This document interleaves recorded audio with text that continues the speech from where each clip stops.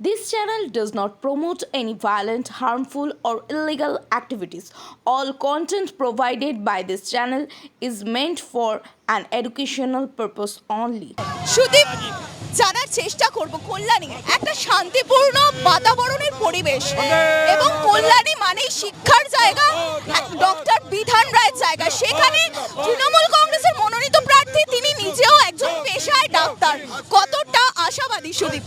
না, আমরা 100% আশাবাদী। মানুষ ঐক্যবদ্ধ হয়ে যেভাবে তৃণমূল কংগ্রেসের পক্ষে অভিষেক বন্দ্যোপাধ্যায়, মমতা বন্দ্যোপাধ্যায়ের পক্ষে একজোট হয়ে দাঁড়িয়েছেন, এবারের ভোটটা কিন্তু প্রতিবাদের ভোট।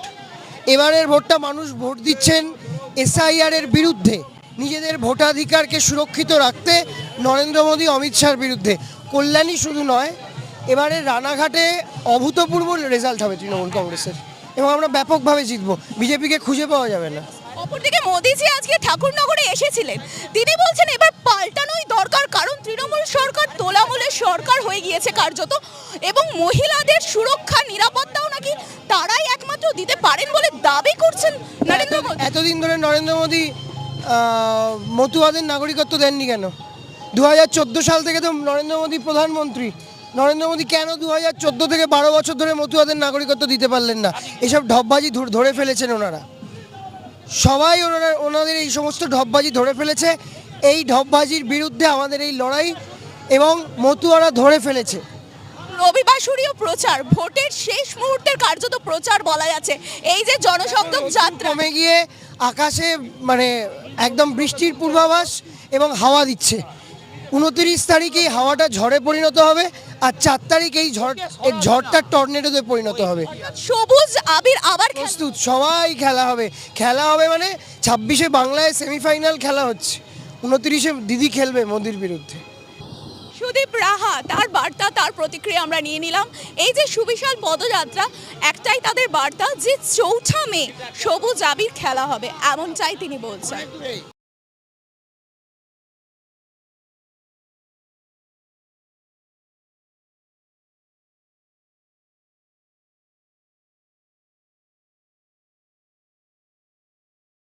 আমাদের সব থেকে মানে এখানে আশেপাশে দেখছি একটু খাবার একটু অসুবিধা হচ্ছিল, তো আমি দেখলাম কি এখানে একটা ছোট্ট একটা চায়ের দোকান করব। তারপরে চায়ের দোকান থেকে ভাবছি ছোট একটা ধাবা করে দিই। ছোট ধাবা থেকে দেখছি এবার একটু সাজিয়ে দিই। এই আস্তে আস্তে করতে করতে এইভাবে হয়ে যাবে, আমি নিজেও ভাবতে পারিনি।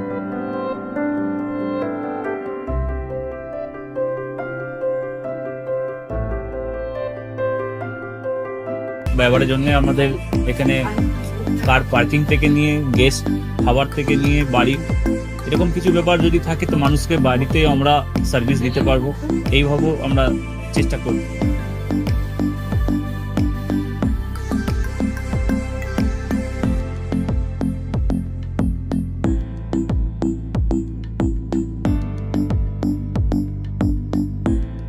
একদম সাধারণ, বাইরে থেকে অনেক চিপ বেস্টের মধ্যে খাওয়াটা, কোয়ালিটিটা সবসময় পাবেন। একবার আমি মানুষকে একবারই বলবো কি একবার আমাদের কাছে এসে একবার টেস্ট করে যাবেন। দুপুরবেলা থেকে আরম্ভ আমাদের খাওয়া, থালা, বেঙ্গলি থালা, চাইনিজ ফুড সবই আছে, একবার এসে টেস্ট করে যাবেন।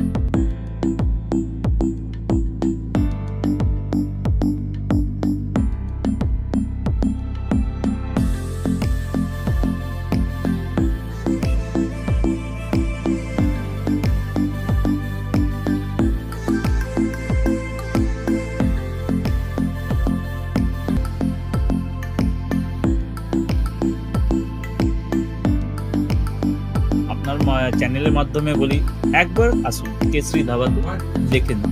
আমার নাম রঞ্জন কেশরী।